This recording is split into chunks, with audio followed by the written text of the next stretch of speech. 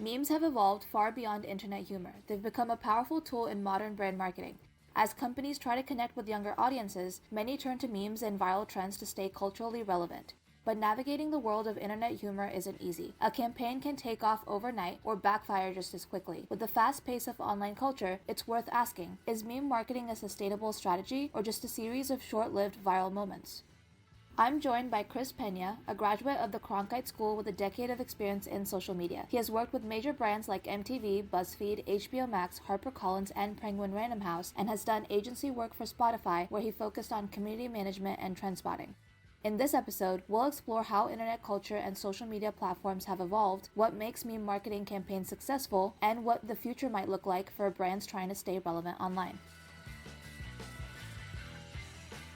You've been doing this for essentially a decade, so I'd love to hear your thoughts on how the internet has transformed the way we communicate, entertain ourselves, and engage with just culture in general. Social media and how we use it every single day is no longer the way we communicate. It's really just the way we are nowadays. Not only is social media part of pop culture, it's part of daily life for so many people. So I think when Vine came out, I think it began kind of the cycle that spoke to the testament of people have really short attention spans. Because for those who aren't familiar with Vine, the longest video you could upload to that platform was 6 seconds. It was really just super quick, digestible content, and people really had to be creative because you only had 6 seconds to stand out. And when I was a user of Vine, there were no companies on it, there were no brands. People were barely becoming the influencers we see today. A lot of influencers who have very big followings and have very lucrative careers now got their start on Vine. And it's unfortunate that Vine had to go away because they refused to sell out and put ads on their platform. So, and essentially because no one was paying for it, it just had to go. But I think back then, like Vine and Tumblr, a lot of, if not any professional brands or like corporations or companies or movie titles or anything like that had a presence on either of those platforms. It wasn't really until the huge Twitter boom was around 2011, 2012, where, the Wendy's and Netflix and Oreo, where they started to really insert themselves into that social conversation.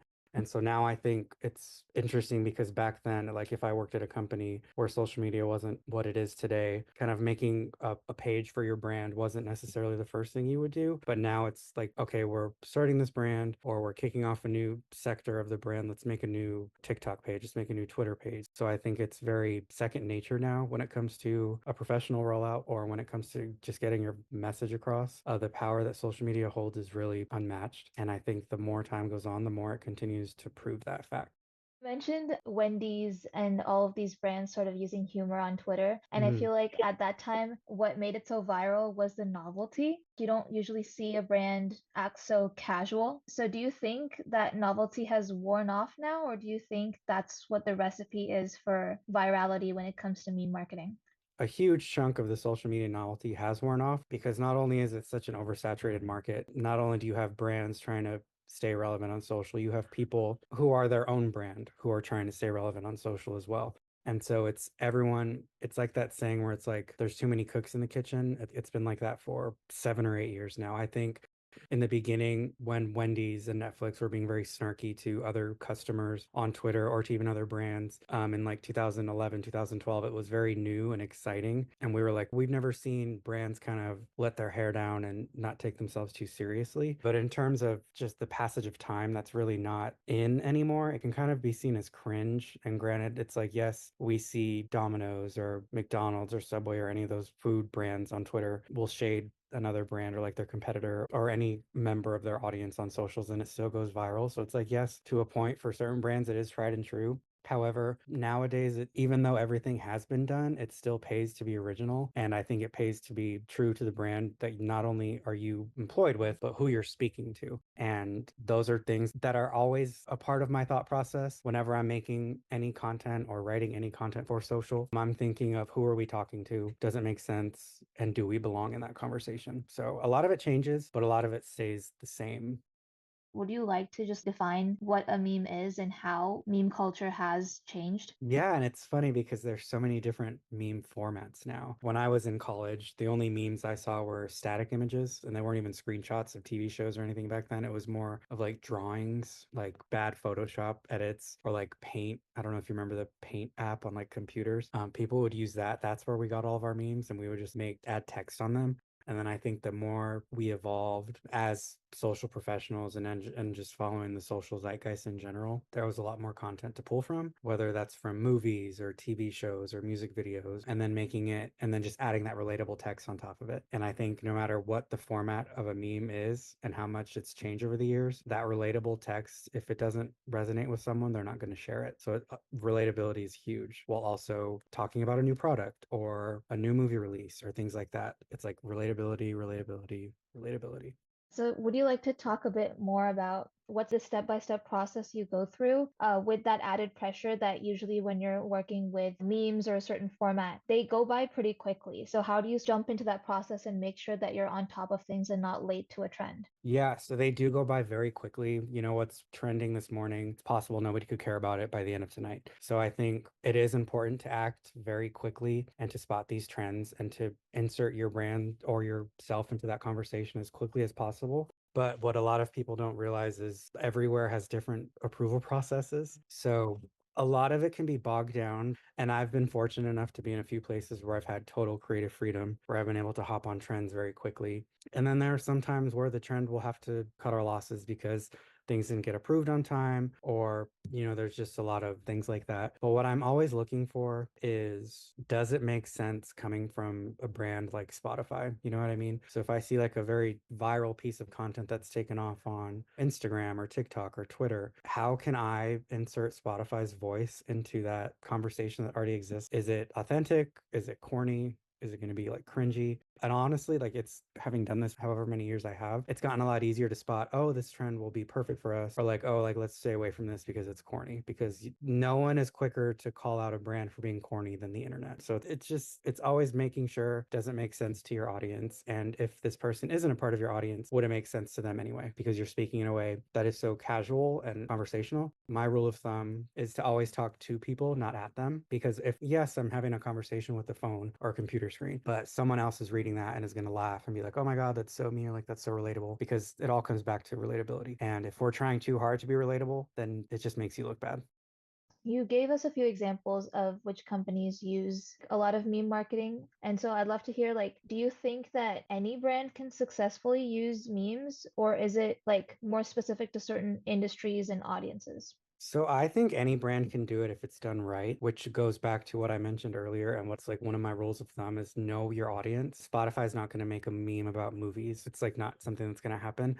When I was the social media manager for the Cronkite School, I incorporated memes into our strategy pretty frequently. Whenever there was a trending meme, I would look at it and be like, okay, we're speaking to Gen Z college students slash millennial college students about college, about studying, about schoolwork, and things like that. That right there opens up the floodgates to pretty much any meme format as long as we did it right. And then again, when I was working at Fox 10 Phoenix, we had memes about the weather because we knew our audience cared about the weather, and it ends up breaking 100 degrees for the day. We make a meme about that because we know people will resonate with that. And back in my PR days, I remember we would try to pitch a few memes for some healthcare clients, and every now and then they would get approved because this was 10 years ago, so memes weren't what they were today. It just goes to that trust that you have. You have to trust yourself to know what you're doing and kind of making sure it makes sense to that audience, but also that may require redefining your social strategy altogether. Memes are such a part of online culture. I'd like to say never.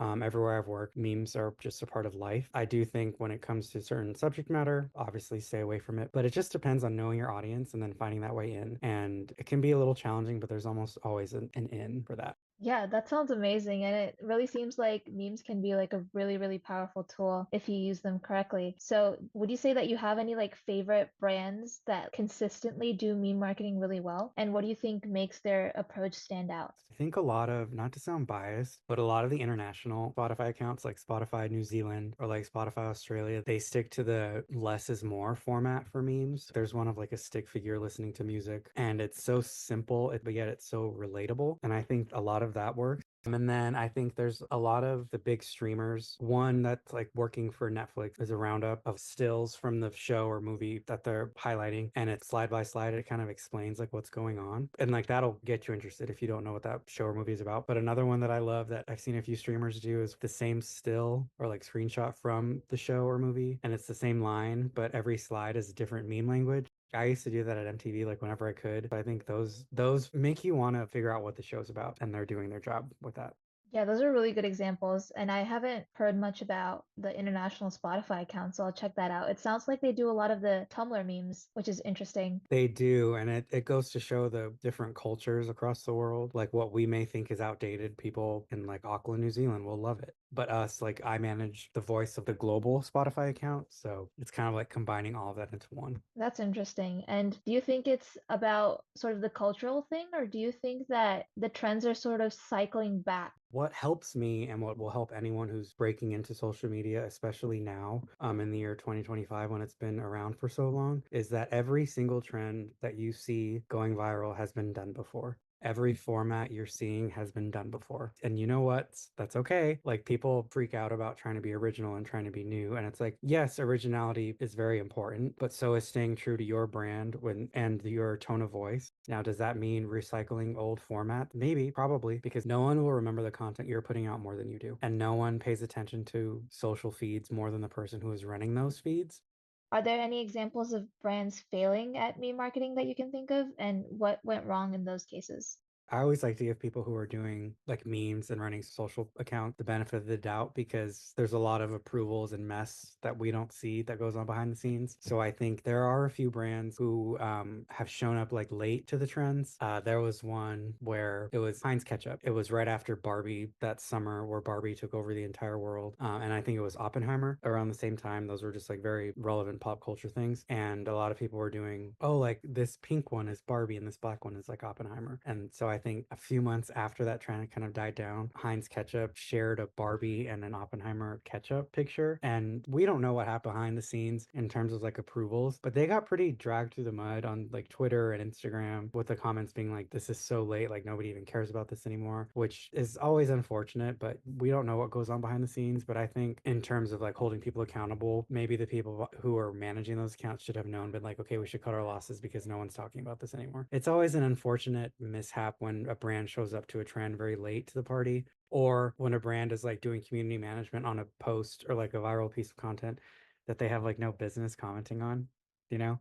Like I always think it's funny or just kind of like, oh, well, what was the thought process here when I see like the Colgate TikTok commenting on a funny food TikTok or like a dog meme? It's like, I get you're trying to stay relevant, but if you're trying to stay relevant to everyone, no one is going to care because you're not being loyal to that brand audience.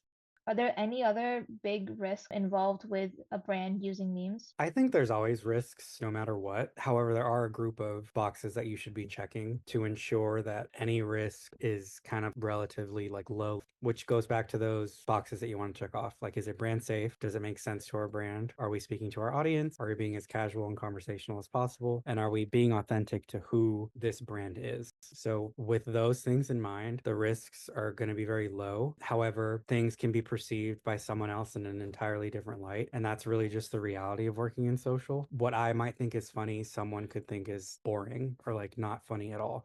What I think could be deemed as offensive, someone else wouldn't think it's that offensive. So it's just people's perceptions you can never gauge, but it goes back to that core list of responsibilities that you're holding yourself accountable for before you publish those memes. Because I think if you don't hold yourself accountable, it opens the floodgates and you end up being dragged in ad week.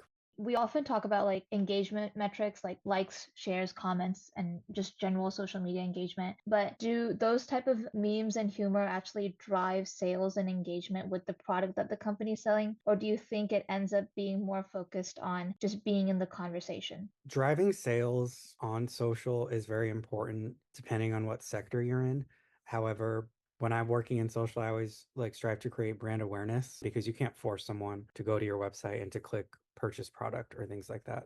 So I think the more engagement things get, the better you are at building that like brand visibility and that brand awareness because likes and comments just like they're not as really to me they're not as important as they were 10 years ago. It's like yes, if a post gets 75,000 likes, obviously that's a success. But is it like the end all be all? Personally, I don't think so. I mean, and that just kind of goes with the times that we're in now. Everyone's posting constantly on social media, and as long as you're continuing to build that brand awareness and it makes sense, then I'm all for it. But a lot of people need to realize that brand awareness does not equal or equate to brand sales. Because at the end of the day, like social media managers are not sales reps. We're there to create that awareness and to spark someone's interest.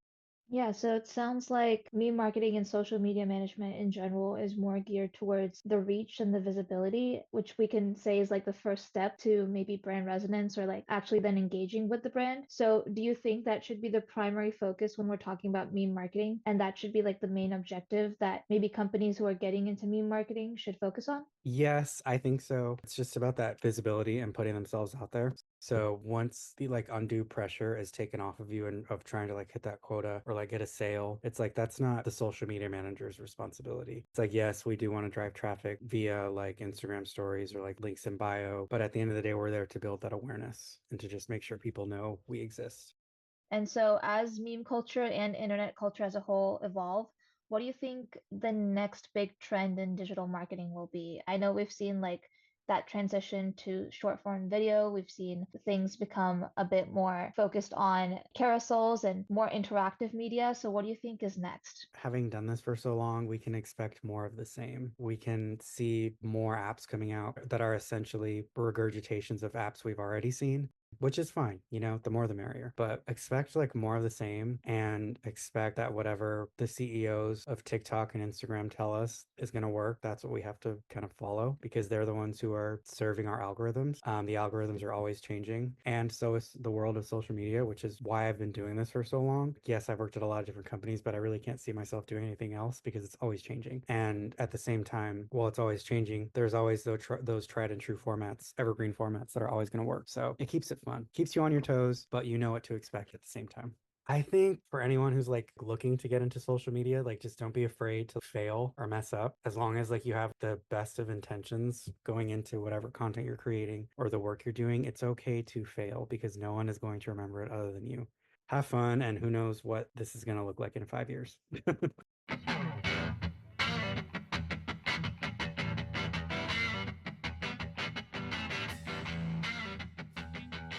This is the marketing edition of We Mean Business, sponsored by the Reynolds Center at Arizona State University.